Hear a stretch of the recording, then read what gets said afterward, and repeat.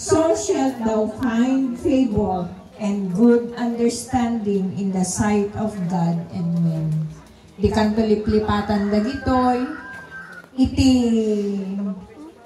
alaldaw ti kinagtutubong. Trust in the Lord with all thine heart, and lean not unto thine own understanding. In all thy ways acknowledge him, and he shall direct thy path. Agkurang ka, kadagiti panakaam mo, wan mo kinasirid, ti kinasirid, agtaod ka ni Apo Diyos. Babaen ti panangited mo, ti biyag mo ken kwa na, ken kang runaan na, ipalubos mo. Let God be the center of your life always. God bless. Tumangder tayo amin, itiday nga kanito. Ket ikararag tayo ti birthday celebrant tayo, itiday nga bundawan.